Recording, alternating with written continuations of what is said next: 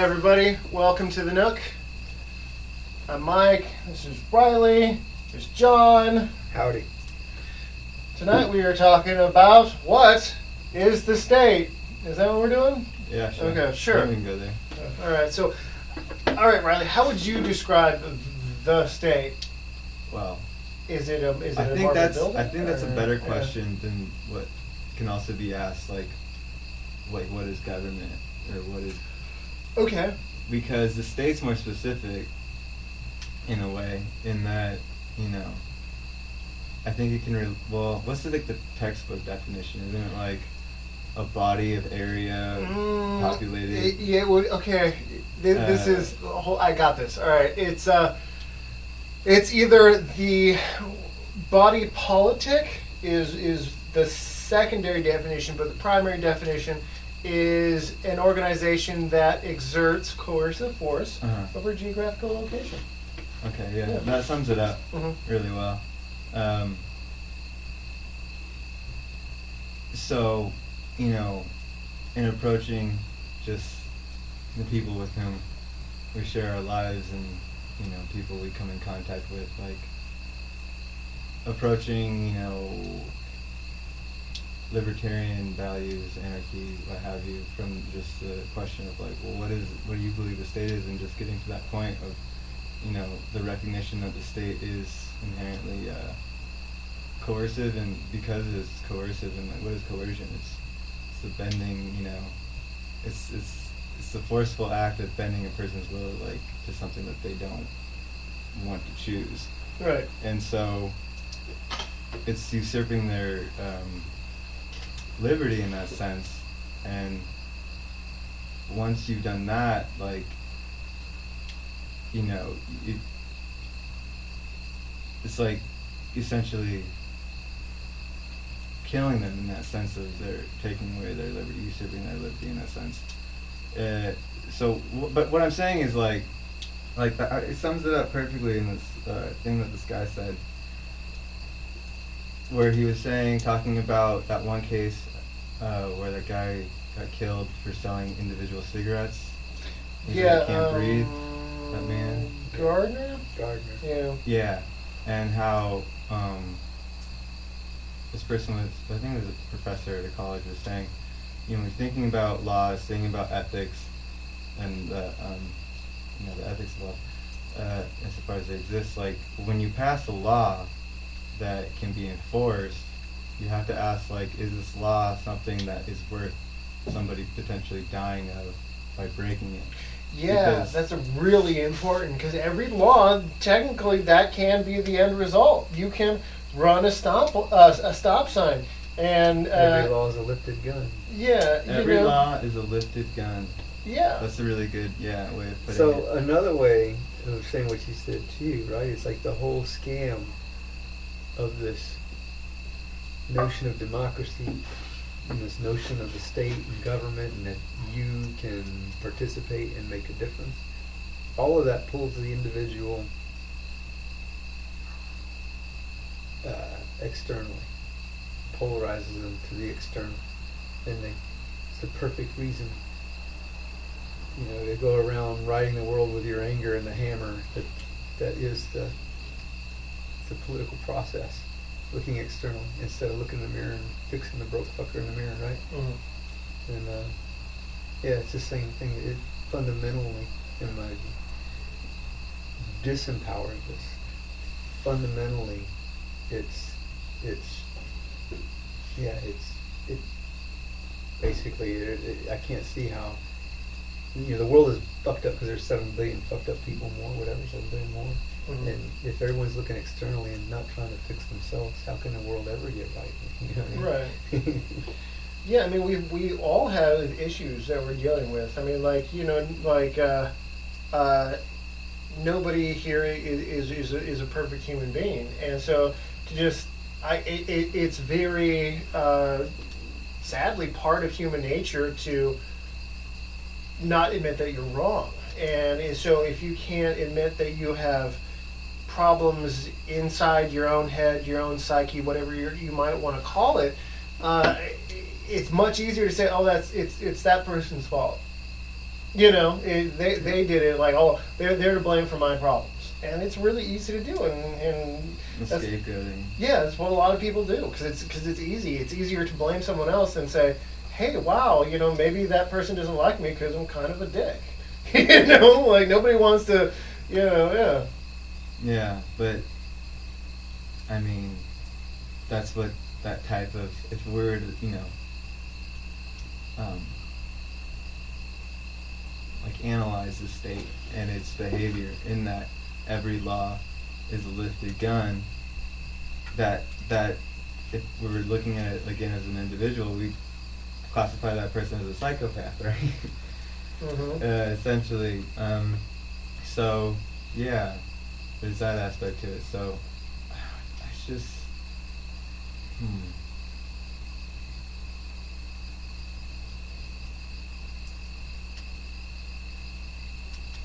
how do you heal the sickness of the state? Yeah. Well, yeah, that's interesting. Like, Because it's like a symptom, right? Right. Going back to like the external thing, like just I don't know. I like what you said about the externality or like the externalizing factor of politics, but not to cut you off. no, yeah, no. I just want to expand on it, right? Like, yeah. So to me, it's like the state is, even in its embryonic form, it's the roots are there for dysfunction, But yeah. I was just trying Pathological. to. Yeah. It's essentially like it's a pathological idea, right? Exactly. Yeah. It's at its root. I mean, it's just it's a dead end road to go down, and it doesn't lift the lot of humanity by organizing hierarchically to manage human affairs. It's a dead end road. I was going to maybe talk about like the difference between this concept, like the Indians and the Jews, for instance, right? You can have a nation of people that isn't defined by borders, but by culture or blood per se, right? Mm-hmm.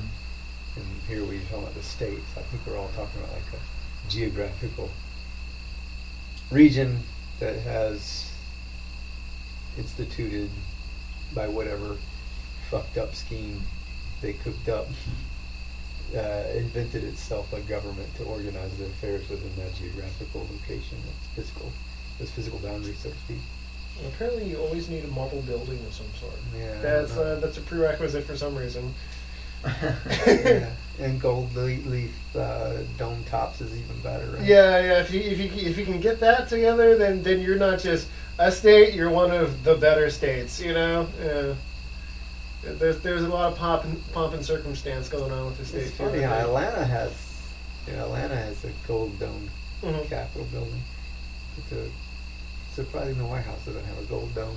Oh, they'll probably get to that. Oh yeah, if Trump's president, that's going to be gold leaf all over the White House. That's not going to be the White House anymore.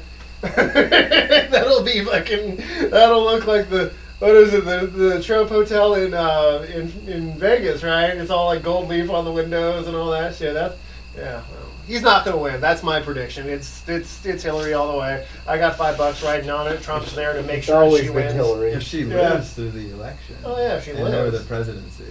Yeah. Because apparently she's sick or having Yeah, seizures, she's I don't know. not looking so good. Kill the precedent, people. Precedent. Precedent. Let's proceed. Yeah. Oh dear. Uh-oh. Uh-oh. But yeah, they so it's Okay, so playing, quote unquote devil's advocate. Not really, but just asking the question. devil's advocate. Oh, okay, go. What are, okay, so what would constitute the need to apply deadly force in terms of the ethics of law and just looking at the degree of what kind of laws or principles, if you want to, classify it as such, could we conceive where by violating it is, it's basically self-defense, right?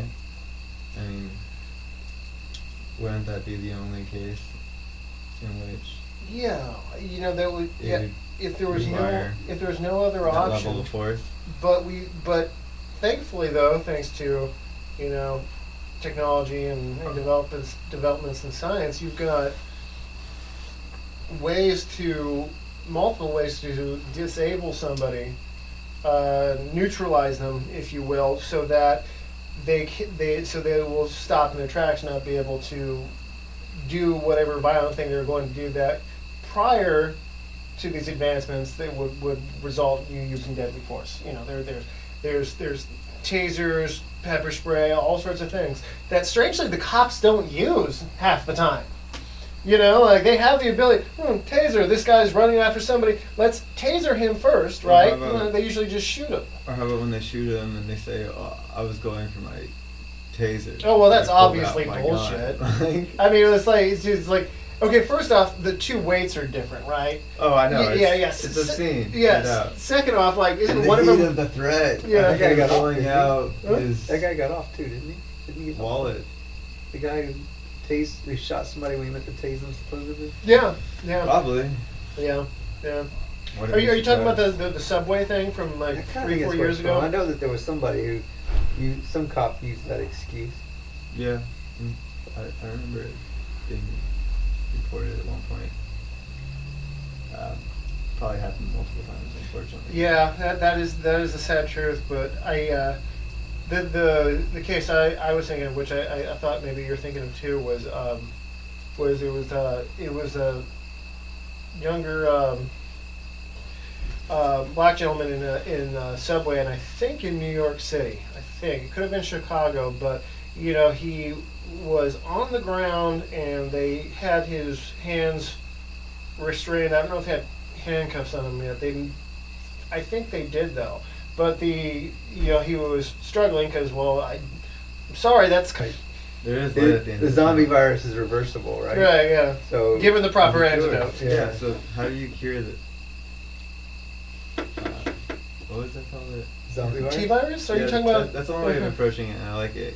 It's much more vivid. Watico, right? Yeah. Watico. There's Watico, but the pathology of the state. Yeah, How yeah. do you cure? Yeah, but people aren't ready for it. They just won't look at it that way. They're still holding on to it as a crutch or something. They probably. I think it's just ingrained as an absolute necessity. Yeah, and a lot of people can't see past the possibility, right? Like that. What other option is there? What else could what the there hell are be you other saying, than just right? absolute chaos. It's like, ludicrous. yeah, I mean- things might be a little risky here and there, but for the most part, It's not easy. I mean, like the indoctrination is thick. I mean, I think that's what it is. they still, when you if kids going to public school from kindergarten up until they graduate high school, they want them to do the Pledge of Allegiance every day. And think about it, like if you're in kindergarten, you're 5 or 6 years old, you are saying something that you probably don't fully comprehend. Like you don't know what a republic is. You don't know, so you don't really, so you're already repeating something. And so by the time you can actually comprehend what it is, you've already assumed that it's a fact and it will always be. Yeah, it's just indoctrination. And like, and little things too. Like, you get, if you buy you buy a book of stamps, and what do the new ones say? It says like forever on it, right? And there's always like a flag or an eagle or something forever. There's some subtle propaganda right there. It's right there on the stamp, forever. Yeah. It's forever and forever. It's it's so how do you like reverse that? Is where it gets difficult, but I think we just gotta ask better questions. Yeah. I think There there's is something that. to be said for that. But some people, and you know it too, like, if within them lies someone who's one bit curious, then there's the potential. But a lot of people aren't curious anymore. They're just looking for confirmation bias. Mm-hmm. And you gotta realize that today, maybe that person's just no discussion with them will be fruitful. You know what I mean? Right. Yeah. But there is a kind of like an interesting psychological thing that the more you're exposed to something, whether it be an idea or an action, the more you're exposed to it, the less extreme and traumatic and scary it becomes, no matter what it is. Now, that doesn't necessarily mean that it no longer being scary or traumatic is necessarily right, because, like, you know, if you're exposed to, you know, say you come from a rough household and your parents are always yelling at each other, right? You know, you may get used to it and it may seem normal, but it doesn't make it right, you know. But so the point I'm trying to make with that is that, you know, if you've got, a good friend of yours, or, you know, who's at least willing to, like, put up with your crazy anarcho bullshit, you know, like, as I like to call it, you know, if you have a friend that's willing to put up with your anarchism, like I do, I've got a couple friends that are totally willing to put up with it, which I at least appreciate. The more they hear it, the more they're just like, well, it doesn't sound crazy. Yeah, it doesn't sound crazy. Yeah. So that's something. Yeah, if you can get them to a point where, like, yeah, you know, I could live in that world, but they're just not quite there yet. You know what I mean? But if they can see that how you describe things is like, you know, okay, not so bad, I get that, but just getting there, if they just don't see how you get there. That's small things. You can, if they're willing to take in new information, there are blueprints out there as to, like, how you get there. And there's always something having to do with the state. At some level, you're going to find that one thing that they think is just wrong. You know, and to me, that's kind of what, like, you know, when I'm talking to somebody and you know, somebody I know well, and I eventually find that one thing that they think is wrong with the state. That's where I'm diving into. That's where I'm really like, oh, drill here. You know what I mean? Like, get into, like, the mining rig and start going in here, because that's how you're going to get in there. You know, you're going to form that. What do they care about? Yeah. And oftentimes, I mean, the hard ones to defend from an anarchist perspective, ones that are a workout to convey in a timely manner that you can soften someone's position on. It's just, I guess you'd say, the underbelly is the environment. Yeah, that's and what do you do with violent criminals, or the other one maybe national, so to speak, parenthetically, national defense. Those are kind of like the ones that a lot of people come to last. You know, like, how do you solve these three problems? Yeah. You need the state for these three problems. And then they start building roads and stuff. They end up building roads. But you know, I that's kind of a, you know, yeah, those are really difficult. I mean, I read a collection of essays by Voltairine de Cleyre a while back, and she made, like, a really good point. She goes, like, even with people who are violent criminals, they're essentially sick in a sense. Right. You know, mentally, like, they've done some things that normal people would not do, and they've rationalized it in their head as being okay. So that kind of means that there's something off there, isn't there? You know, like, well, if most people would say what they did was wrong, but in their head they somehow rationalized it, then they've got something a little bit off in their head. Yeah. So that what they Incoherent. Yeah, so what they need is not a cage, even though a cage may be necessary if they're like a raving lunatic or something. You know, they might need to be somehow restrained, okay, fine, for a certain period of time until they are, you know, calm and lucid again. But that essentially they need medical attention psychologically. And, you know, and I'm not saying, like, oh yeah, you know, let's hook them up to the electroshock therapy thing and see if that works. No, I mean, you need to find out why it is that they think it's okay. And that may take months, that may take years, that may take the rest of their lives. Now, does that mean because once you figure out why they did what they did, that they can just, go frolic off and, whatever they did is now forgiven? No, but that's a step in the right direction to having that person be able to maybe at one point or another be a part of society again. How do you facilitate like that rehabilitation? That's where it gets difficult. I don't know. But that's the direction that I think has to be taken to if somebody's going to be rationalizing in their head that it's okay to mug somebody, steal their money, steal their car, rob somebody's house, perhaps in the process of robbery, injure them greatly or possibly kill them. They've rationalized it in their head as it's okay, as like it's something that their life is more important than that other person's life. Right. Their needs, yeah. Yeah. That's I mean, that's proven. You can rehabilitate that. And I think there's questions about molestation and rape and that, So, and we've done a show on it before, but I guess the idea is mainly create a system, parenthetically again, that would work to incentivize voluntary internment, so to speak. And the only way you can do that is make it pretty fucking attractive. Yeah. How do you get someone to voluntarily remove themselves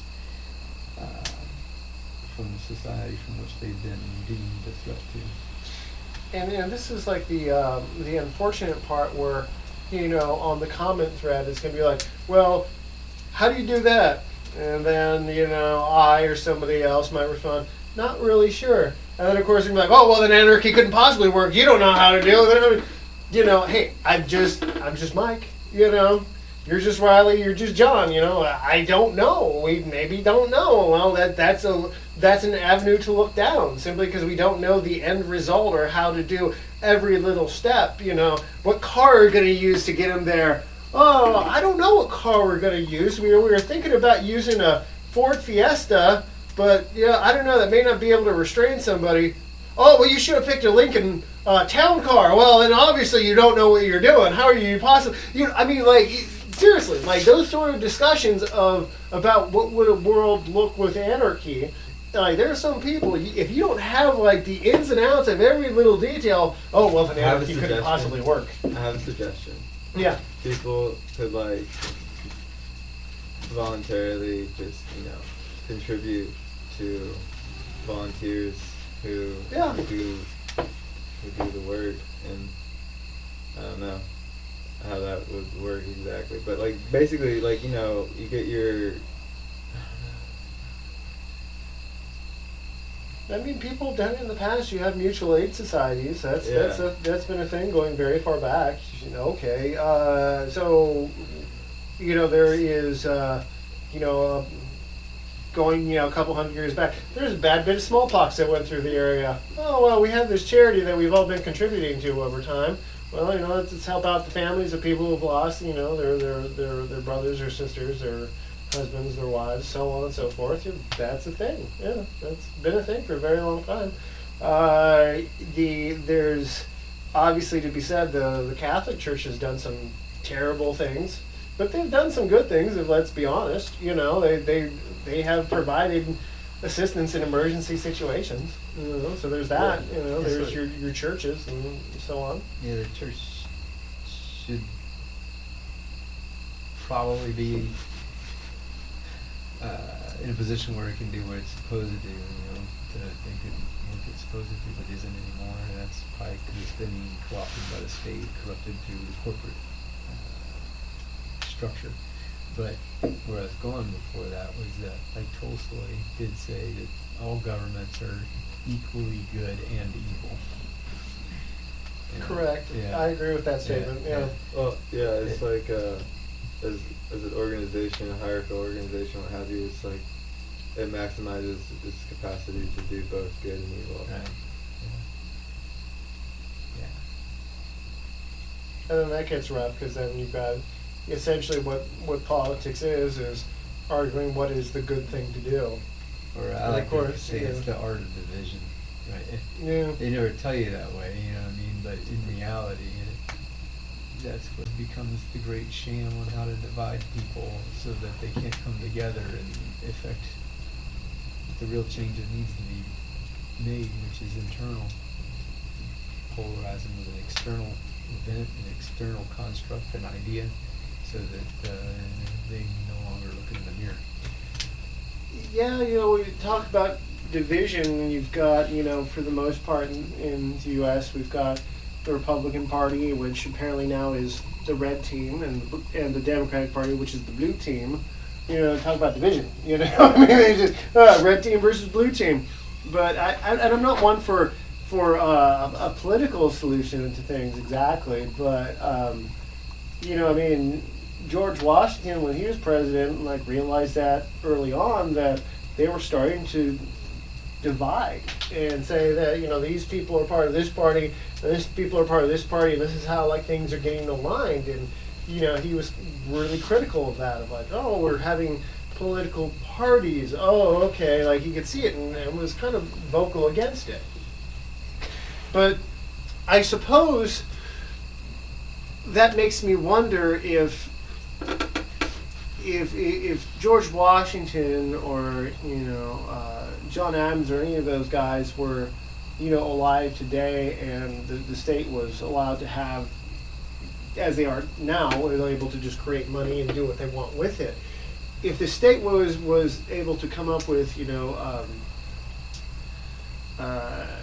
androids that would be able to perform sexual functions, as they had a humanoid form, do you think George Washington was kind of a prude, but do you think George Washington would enjoy a sex robot? Would that be a thing? Yeah. Or would it just be Jefferson or Franklin? Because Franklin was kind of a randy dude. Franklin would have kind of a... Oh yeah, he'd probably, he'd have a harem. Yeah, he'd have a harem. But would Washington be fucking a sex robot or no? Yeah, but it would be Native American, and right, and it would live in the guest house. Well, where can we go from there? All right. Good night. Good night, everybody.